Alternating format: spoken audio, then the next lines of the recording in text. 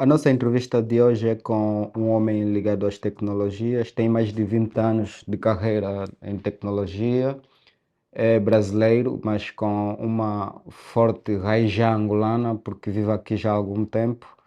É um dos precursores de sites de prefeituras no Brasil e veio aqui chamado pela Macom, depois foi para o BNA e é com ele que vamos conversar. É CEO da TIS, uma empresa que ele mesmo criou em Angola, e a nossa conversa vai ser exatamente sobre o mundo que ele domina, que é a tecnologia. É uma apresentação que eu fiz sobre o senhor William Oliveira, mas eu gostava de saber de si quem é o William Oliveira. Primeiramente, obrigado pelo convite. Bom, William Oliveira é um entusiasta da tecnologia, da informação, apaixonado por tecnologia, né? Já com 25 anos no setor, né? Só 20 anos de Angola, já estou aqui há 20 anos, vim para cá muito jovem e trabalho nesse setor, sempre trabalhei no setor das tecnologias, né?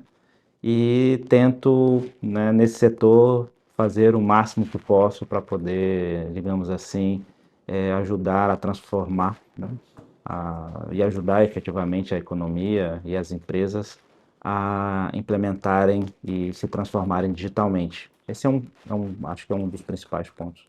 Como é que surge a TIS Tech Angola? A TIS ela surge, né, na esteira, na altura, né, nós só tínhamos empresas de consultoria tecnológica, a gente só tinha empresas estrangeiras, tá, naquele momento. Inclusive, a gente trabalhava num projeto onde uma empresa muito famosa, chamada Accenture, ela trabalhava.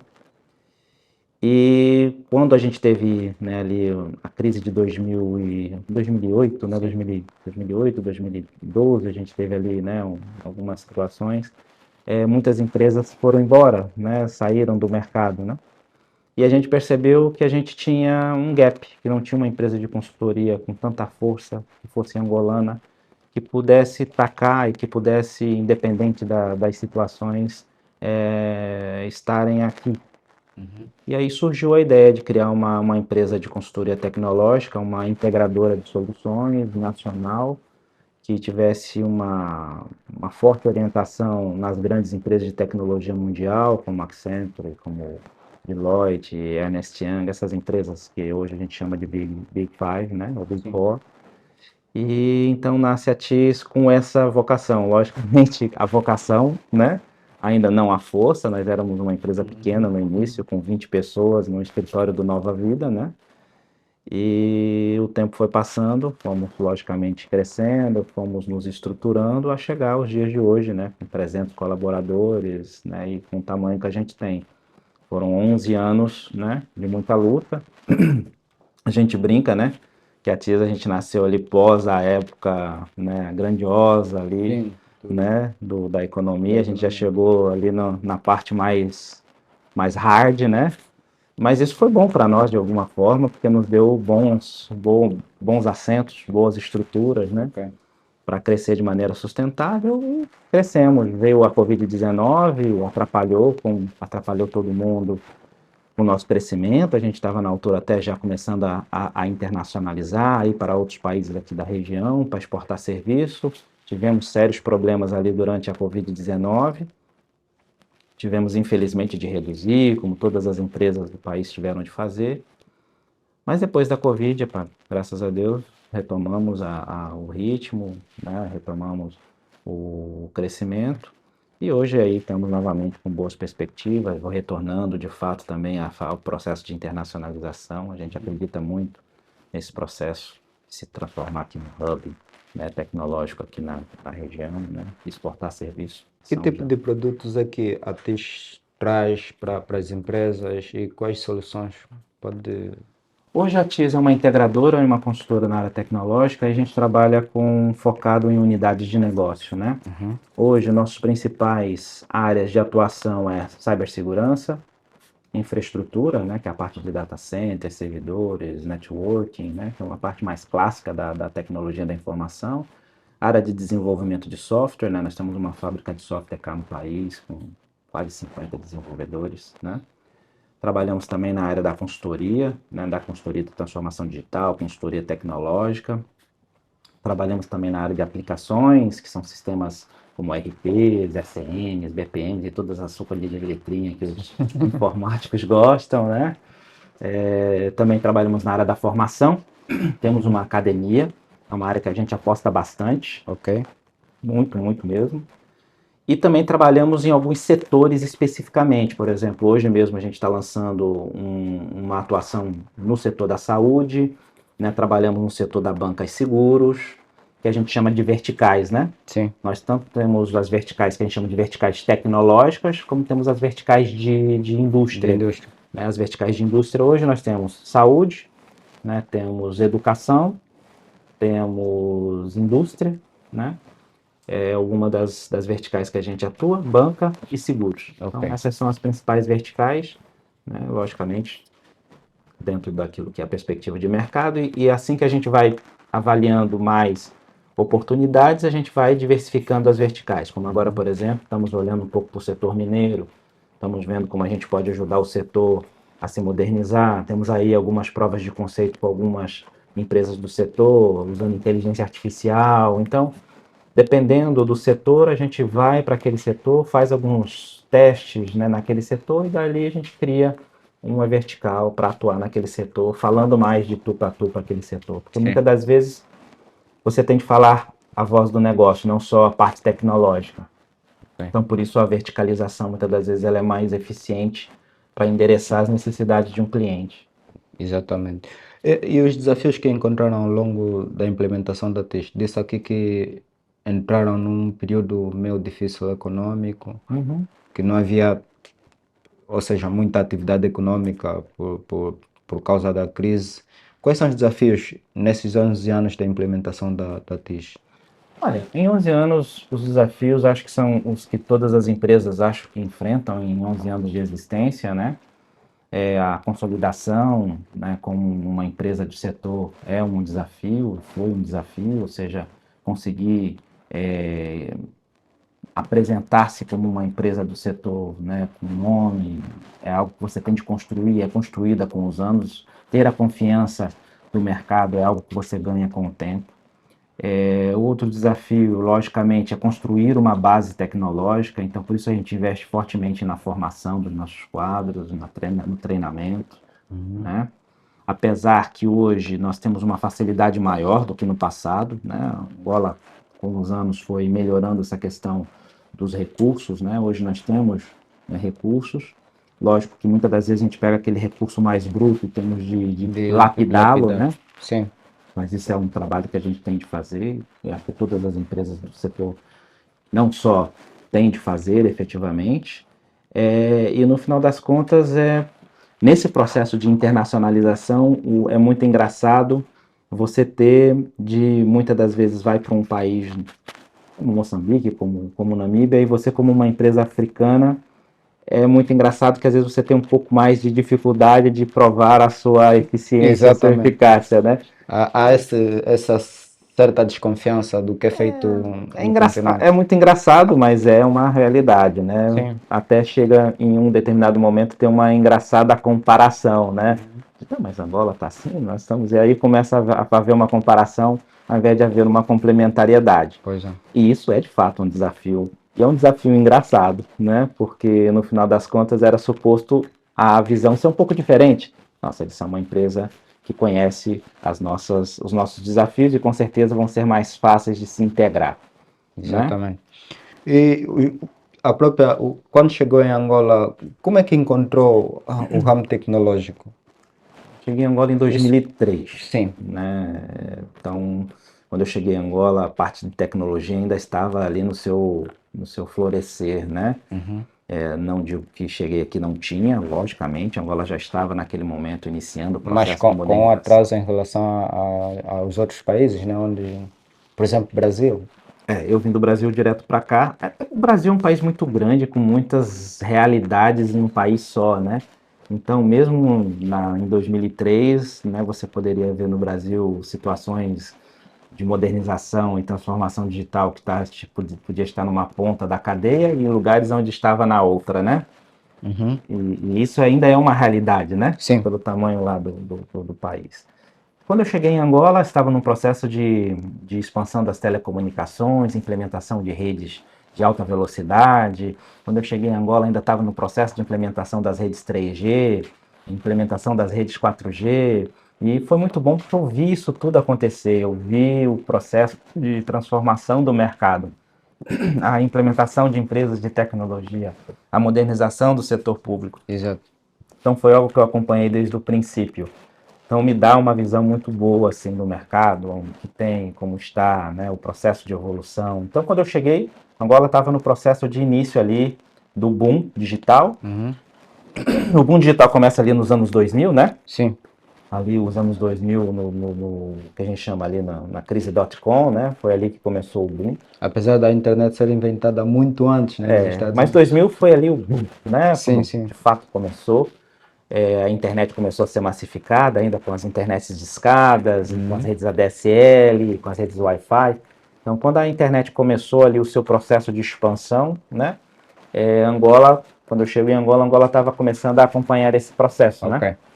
De massificação, a estruturação das empresas de telecom, a Unitel já existia, mas estava naquele processo de expansão de crescimento, né? A rede de telefonia móvel estava no processo de expansão. Então, muita coisa aconteceu de lá para cá. Falou da questão geográfica do Brasil, que há várias realidades tecnológicas a nível geográfico. É uma realidade muito parecida com Angola. Quando se fala de tecnologia em Angola, olha-se para que província? Luanda, né? Luanda tem um patamar, né? E você vai para outras províncias, é um fato que esse patamar ele desce. E aí a gente precisa, e acho que essa é uma missão, da gente começar a nivelar os patamares. Esse é um fato que tem que ser trabalhado, né? A que se deve esse desnivelamento? Tem a ver com atividade econômica, tem a ver com demografia, o que é que- Acho que é uma conjuntura, né? Acho que de fato tem a ver sim com a atividade econômica, né? Ou seja, se aqui houve um motor, é fato que vai crescer do motor para fora. É normal. Você pega São Paulo, São Paulo é um gigante tecnológico, né? Você pega, sei lá, Roraima, talvez não. Então é fato que os grandes centros eles puxam para si o processo tecnológico. Sim. Isso é uma realidade, tá? Então, como Luanda é a província mais populosa, onde efetivamente temos mais atividades econômicas, é normal que Luanda tenha, de fato, esteja mais preparada tecnológica do que outras províncias. A missão agora é, de fato, diversificar isso para outras províncias também, apesar que tem algumas que já estão ali mais avançadas, outras menos, né? Sim, sim. Você pega ali Benguela, você tem uma realidade, você pega um Lubango, você tem uma realidade, você pega uma Huila, você tem, aliás, Huila, né? Lubango O AMBO. pega o Ambo, você tem uma realidade. Então, cada província tem a sua realidade, umas mais para trás, outras mais para frente. Mas de novo, a missão daqui para frente é nivelar, né? Ou seja, Luanda está cá no topo. Então você tem de nivelar o restante, né? Para Sim. estar no mesmo patamar, né? Que tipo de estratégia que o governo pode gizar para. Ou seja, nunca vamos encontrar um equilíbrio entre as províncias e isso acontece em todos os países, Todos né? os países do mundo. Sim, mas o desnível aqui é tão alto, se nós compararmos Luanda e Mochico, o desnível é abismal. Que tipo de estratégia o governo pode gizar para trazer o equilíbrio? Olha, uma das estratégias que já acho que a gente está em curso é a questão da expansão da rede de telecomunicações, né? Ou seja, quanto mais acesso a telecomunicações, quanto mais acesso às redes, a inclusão digital, mais você desenvolve aquele polo a nível tecnológico. Então, isso é uma ação, né, que tem que ser feita e tem que ser levada ainda mais a fundo. Né? A implementação do ANGOSAT foi uma ação importantíssima nesse processo também de expansão da rede para as províncias, né, no final das contas, porque onde a fibra não chega, o satélite pode chegar. Então, isso é um fato, né? Isso é uma questão factual. E, no final das contas, é também promover um ecossistema de inovação com as universidades e polos universitários em determinadas províncias que possa se transformar num polo tecnológico, levar tecnologia para as escolas, né, transformar isso uma parte integrante do processo educacional. Então, essas são ações que eu sei que muitas delas estão em curso, mas precisam, no final das contas, serem potencializadas, né? Uhum. Tecnologia e educação andam lado a lado, isso é um fato. Falar aqui da expansão da rede de telecomunicações. Nós temos um setor de telecomunicações muito na mão do Estado, digamos assim. Temos a Unitel, temos a Movicel, temos a Angola Telecom. Isso também prejudica essa, ou seja, a competitividade do mercado e a entrada de mais operadores. Isso, de certa forma, prejudica essa Sim, competitividade. de certa forma, hoje você tem dos operadores econômicos no setor das telecomunicações, você tem alguns privados e tem alguns públicos. Lógico que hoje os públicos, até por questão da Unitel, né, você tem mais públicos do que privados. Sim. Na verdade, talvez não em número de quantidade, talvez a nível de visibilidade tenha mais, mas você tem MS Telcom, você tem Paratos, você tem a própria Africell, né, que são empresas privadas. É fato, é uma realidade que a gente precisa de ter mais privados no setor das telecomunicações, tá? E esse é um processo importante para o crescimento da rede de telecomunicações. Fato, você precisa que tenha mais operadores privados. E esses operadores privados possam ir para províncias como Mochico, Exatamente. como, né, para Huila, como Cruzeiro. Pequenos Né? operadores, né? Não Pequenos necessariamente operadores. grandes. Pequenos operadores, né? O Brasil fez isso nos anos 2000, levou pequenos operadores para as províncias e para as cidades e para os municípios mais longínquos e houve ali um aumento exponencial da rede, né? Sei que no início da sua carreira montou uma rede de provedores da internet. Fiz um E foi, ISP, eu e tinha 20 anos de idade. foi uma pequena também para cobrir essas zonas assim, né? Sim, zonas rurais, né? Eu vivia no interior, naquela altura eu vivia no interior de Minas, criamos um provedor que atuava ali em 3 municípios, tínhamos quase 1.600 clientes, cobrindo 40 quilômetros de distância de um município para o outro, bem desafiante. E é algo do caminho que a gente tem que seguir, temos de levar a comunicação ao máximo de paragens possíveis, porque é assim que a gente faz com que as infraestruturas cresçam, né?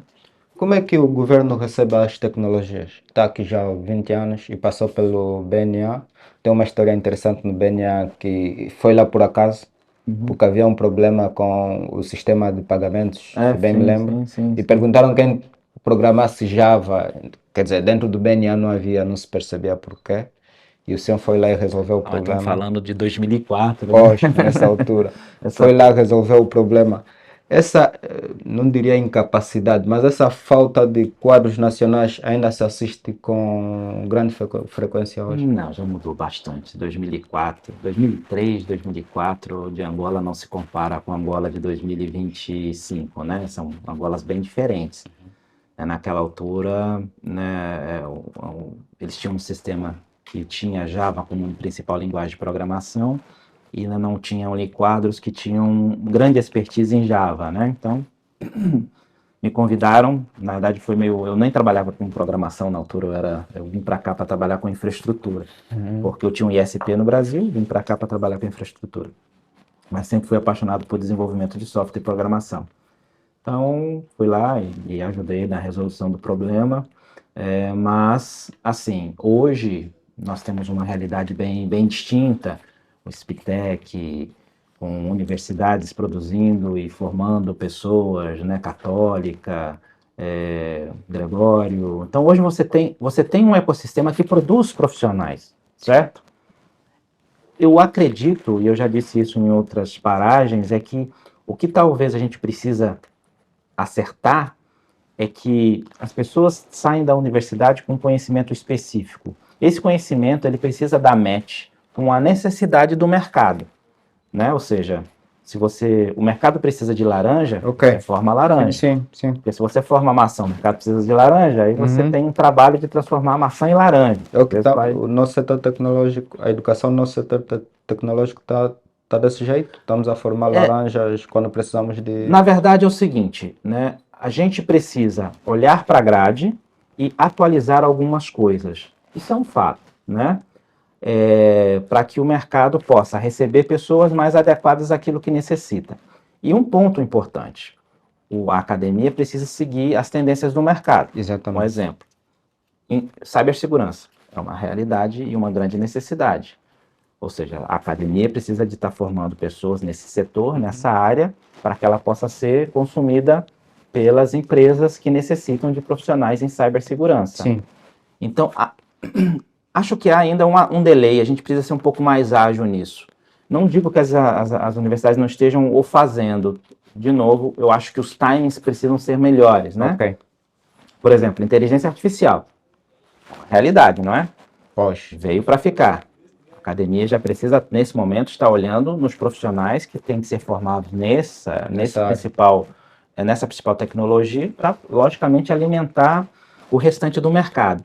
Então, esse é um passo que a gente sempre tem de andar ali lado a lado, tecnologia e necessidade. O mercado precisa de IA, formamos IA. O mercado precisa de cibersegurança, formamos cibersegurança. por isso é que assistimos às vezes muitos dos quadros ou vão para as grandes empresas internacionais de tecnologia ou vão para fora trabalhar, porque não encontram espaço aqui, ou têm uma formação que não está, que não é a necessidade do mercado. Não, eu acho que muitas das vezes os quadros saem daqui, é aquela coisa. Se você é um ótimo profissional, o setor de tecnologia precisa de gente em todo lugar. Não é só em Angola, tá? No Brasil precisa, assim, nos Estados Unidos precisa, em Portugal se precisa. Profissionais do tipo A, bons profissionais Sim, no setor tecnológico são necessários em todos os mercados, tá? Então, quando a TIS luta por um profissional, né, eu não luto por um profissional para o mercado só angolano, eu luto muitas das vezes por um profissional que pode ir para qualquer mercado. ok. Então, muitas das vezes aqui, a gente pode perder um ótimo profissional para um mercado na qual aquele profissional, né, digamos assim, tenha sonho de ir, né? É um profissional que quer sair daqui para Portugal, trabalhar em Portugal ou nos Estados Unidos. E aí o que a gente, empresas, tem de fazer é dar tantas boas condições quanto, logicamente, ele pode receber em uma empresa fora daqui. Não é simples, não, né? Não é algo trivial, mas o que a gente tenta construir, por exemplo, na TIS, é um ambiente desafiante, um ambiente alegre, um ambiente diferente, de transformação digital. A gente brinca que um mini Google, né, para que as pessoas se sintam atraídas, até porque essa geração, você pega a TIS, por exemplo, boa parte dos meus profissionais são da geração Z, são profissionais jovens, né?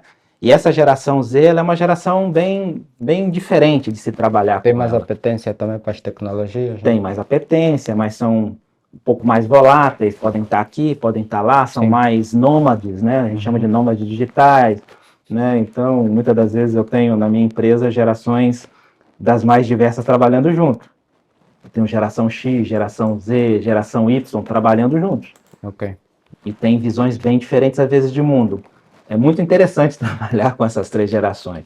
Porque, por exemplo, uma geração X é uma geração um pouco mais estável, né? Gosta mais de estabilidade, é um pouco mais, assim, straight, né? Aí, quando pega um Z, que é um pouquinho mais, né, flexível, às vezes gera ali algum atrito. O que a gente tem de fazer é ver as suas valências. Cada geração tem uma valência boa. A gente usar essas valências para transformar é o ponto positivo. Então, hoje, uma geração como a Z, ela não é movida só por questões financeiras, ela é movida por desafio, ela é movida, né, por coisas que vão além do paywall, né, que a gente brinca, né? Ou seja, ele quer ter um conforto, ele quer ter eu tenho na TIS uma área de felicidade, Ok. né? Felicidade corporativa, para poder efetivamente cuidar, né, dessas aspirações dos colaboradores. Então a gente tenta manter uma área de capital humano sempre bem, né, moderna, porque hoje em dia nós temos preocupações que não tínhamos há 10 anos atrás. A própria maneira de gerir empresas mudou, né, nos últimos anos, né? Aquela visão de empresário e de empreendedor, sisudo, Sim, duro, sim. que falava grosso e que impunha. Hoje em dia, se você for fazer isso, principalmente no setor de tecnologia, no final de, sei lá, um ano, você não tem mais um funcionário na tua empresa, né? Ok. E como é que está o nosso mercado de startup? Olha, o mercado de startup, eu sempre digo, né? Nós temos hoje um ecossistema de startup até com muitas startups. A gente tem quantidade, tá? Porém, nós precisamos agora apostar na qualidade, logicamente, e precisamos ter um ecossistema de investimento, né? Porque o que uma startup precisa? De investidores, Investidores. né? Vários tipos de investidor, desde fundos de investimento em startup a investidores anjo, que em geral, em todo o ecossistema de inovação mais maduro, os investidores anjos desempenham um papel importante. Sim. E é algo que a gente agora precisa de formar também. Acho que a gente não tem que formar apenas pessoas que entendam e façam startup, mas pessoas que queiram investir em startup. Ok. E isso é hoje, acho que um ponto que a gente precisa melhorar. Precisamos de ter mais pessoas tendo uma visão muito clara dos benefícios de investir em startup, de como é investir em startup, né? E isso, por exemplo, hoje, nesse ano de 2025, eu e alguns amigos que somos, digamos assim, referência, né, no mercado, né, tecnológico, esse ano a nossa ideia é fazer várias palestras, inclusive, vários eventos para fomentar isso, Ok. para trazer pessoas e ensinar, porque é fato e eu entendo, né? Chegar para você e dizer, olha, você vai pegar o seu X milhões de kwanzas, vai investir numa empresa que você pode ter Pode perder prejuízo, dinheiro. você Sim. pode perder o que você investiu. Sim. E olha, digo para você que a probabilidade de perda é maior do que de ganho, né? Você não vai querer investir, lógico, né? Com essa informação assim, ninguém vai querer investir. Agora, quando você percebe que não, o investimento em startup, você faz investimento em 2, 3, 4, você diversifica esse investimento, você vai investir o seu capital de risco, aquele capital que você tem ali, que você vai investir, sabe que ele, se ele não voltar, não vai criar nenhum tipo de prejuízo. Os americanos fazem isso desde a década de 80. O Brasil, eu falei com o responsável das startups do Senai. Ele disse que o Brasil tem mais de 50 fundos de investimento para startups. Tem. O Brasil faz isso desde os anos 2000, né? Sim. Que o processo e o ecossistema do Brasil cresceu. 2000, acho que eu já estava em Angola, ali para 2010 iniciou o processo de consolidação, né? 2020 foi o boom, né? Das startups, o boom das startups ali em 2020, né? Todo mundo queria fazer uma startup. Né? Hoje em dia, inclusive, isso deu uma reduzida grande também, porque é aquela coisa, né? O mercado faz o frenesi de determinado tipo de tendência, Sim. corre todo mundo para aquilo e depois o mundo percebe que, opa, não é bem isso aí, vai dar aquela reduzida. Ou o próprio mercado acaba por selecionar a seleção natural, né? A seleção natural das espécies, digamos assim, ou Então, das startups, nesse caso. Agora, essa solução dos fundos de investimento, o Brasil tem uma vasta experiência nisso. Angola pode adotar também? Pode, com certeza. Mas aqui existe, né? Há um handicap, desculpa, só vou acrescentar a pergunta, há um handicap. Há uma versão para investimento, as pessoas não têm essa tendência Pois é, aí é que a gente tem de ensinar, né, as pessoas a terem essa visão de investimento, né, não só as empresas e os fundos, mas também as pessoas, ou seja, os investidores anjos. Grupo de investidores anjos juntos formam fundos, né? Sim. Visão de investimento em ecossistema de inovação é algo que a gente tem de fomentar também. E é um papel nosso fomentar. Então, por isso que fomentamos ter startups.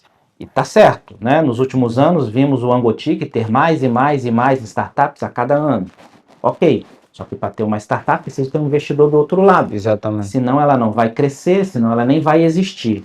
Então, agora a missão é, ok, temos as startups, agora temos que ter os investidores do outro lado. Né? Temos de ter o smart money do outro lado. Investidores que também não querem só dar dinheiro, querem também dar experiência, doar visão de mercado. Porque muitas das vezes a startup ela precisa de visão. Você tem dois jovens ali com uma ideia muito boa, com muita força de vontade, mas às vezes falta experiência, falta visão estratégica. E aí um investidor anjo que possa aportar esse tipo de coisa vai ajudar efetivamente aquela startup a crescer de maneira sustentável. O Estado tem o FRACA. O FRACA podia servir, que é o Fundo de Capital de Risco, podia servir para financiar essas startups. Feito os seus devidos ajustes, então acredito que não, por que não? Né? Hoje você tem o Digital AO, que desempenha um papel importante nesse processo de amadurecimento do ecossistema. né? Você tem A Unitel também tem uma a incubadora, Unitel tem incubadora, nós na TIS agora Angola, estamos efetivamente implementando uma incubadora, tem o Acelera Angola, tem o LISPA do tem um BNA. LISPA do Quer dizer, BN. o ambiente está criado, que falta investimento.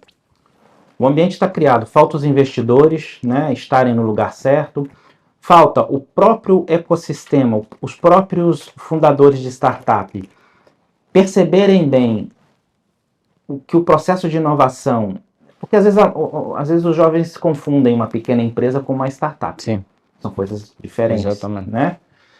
Startup é uma empresa que encontra uma solução disruptiva para solucionar um problema do mercado, um problema, né, da sociedade. A solução ela é disruptiva, ela pode ser tecnológica ou não. Às vezes as pessoas acham que startups só são de tecnologia. Uma startup não é, ela usa a tecnologia, mas ela não é necessariamente apenas de informática.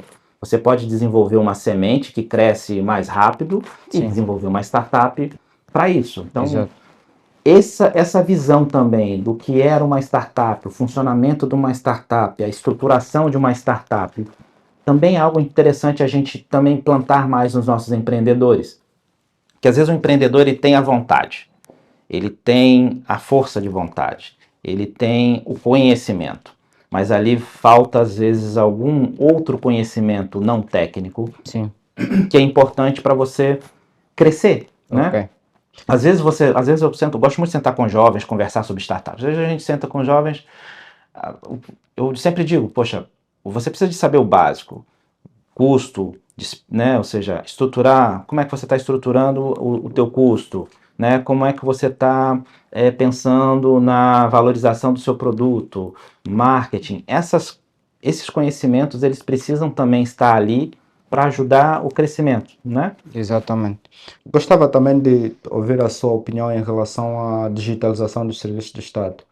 A ONU teve um relatório recente e Angola está entre 193 países, está na posição 155 nesse índice. Ok. O que Do é que isso GovAO da governação eletrônica. exatamente? Esse índice demonstra o quê para si? Demonstra que a gente tem muito trabalho para fazer.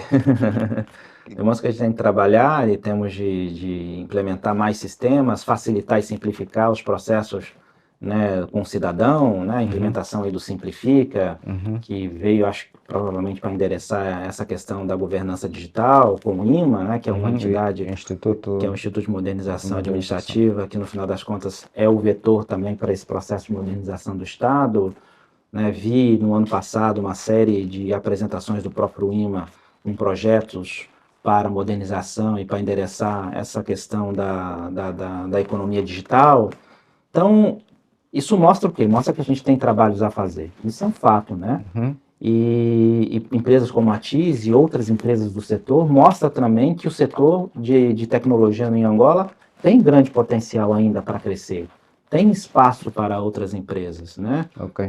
A gente não precisa apenas de ter empresas de fora, não que isso seja errado, as empresas de fora também fazem parte importante do nosso crescimento, né? Mas temos que apostar no local. Mas também temos de apostar na nossa economia local, em termos de empresas nacionais, com tanto know-how quanto a TIS, tanto know-how quanto a Sistec, tanto know-how quanto outras empresas, Que podem participar nesse processo de digitalização. que possa ajudar e tenha de trabalhar nesse processo de modernização. Como disse, tem muita coisa para fazer e que bom, vamos fazer, né? Às vezes aparenta que o governo é pouco receptível às tecnologias, porque há ministério que tem Windows de 2007, que não têm softwares legítimos, baixam tudo na internet. Né? Isso tem a ver com custo, tem a ver com a própria vontade do governo adotar essas tecnologias. Tem a ver com o que exatamente? Bom, aí, sinceramente, nesse quesito em específico, é aquela coisa, você tem entidades públicas que estão mais à frente e tem outras que estão mais atrás. É do mesmo jeito que você tem províncias que estão Sim. mais modernas e outras são menos modernas. No final das contas, o que o Estado precisa é, novamente, nivelar, né? Criar esse processo de nivelamento tecnológico entre as diversas entidades e os diversos órgãos do Estado, né? E, lógico, investir em tecnologia tem o seu custo, né?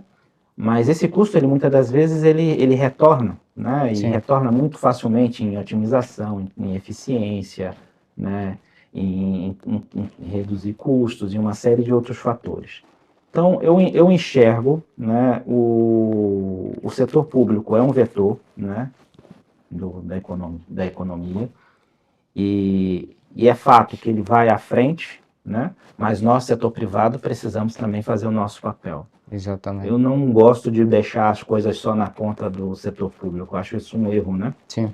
Nós, setor privado, temos as nossas responsabilidades e precisamos também fazer a nossa parte. Ficar só esperando não é uma boa solução.